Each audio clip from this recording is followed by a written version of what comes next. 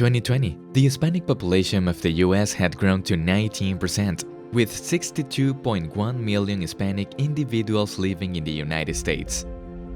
This same group accounts for 31% of HIV diagnoses, a prevalence that is significantly higher than the white community. Hispanic individuals living with HIV also experience higher rates of progression to AIDS and increased AIDS-related death compared to their white counterparts. Studies show that there are several reasons why Hispanic individuals may face more challenges with HIV and AIDS compared to white individuals. Key factors include differences in demographics, economic status, and cultural background. These factors affect how Hispanic individuals access and use healthcare services. We know that HIV and AIDS disproportionately affect the Hispanic community as a whole, but there are also significant differences in infection rates within this group. For example, Hispanic individuals born in the US and Puerto Rico have higher rates of HIV and AIDS diagnosis compared to foreign-born individuals in this group. Social and economic challenges such as income level, education, language barriers, and lack of access to healthcare can affect how people get HIV prevention and care.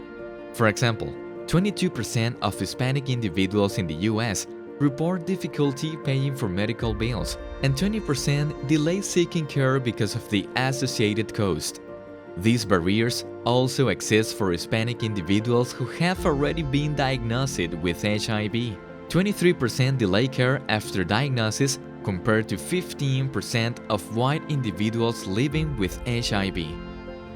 Looking at cultural factors related to HIV and AIDS disparities, 83% of Hispanic individuals say that access to HIV care is a problem. When a healthcare provider doesn't meet cultural expectations, it can negatively impact the patient-provider relationship. This issue may lead to lower treatment adherence among Hispanic individuals living with HIV. Misconceptions about HIV and AIDS can also create stigma in Hispanic communities. Studies have shown that Hispanic individuals are more likely to believe that HIV can be transmitted through casual contact, and this misinformation can contribute to poorer health outcomes for this group. Language barriers can also impact Hispanic communities. A survey revealed that participants who preferred to be interviewed in Spanish had greater concerns about HIV and AIDS.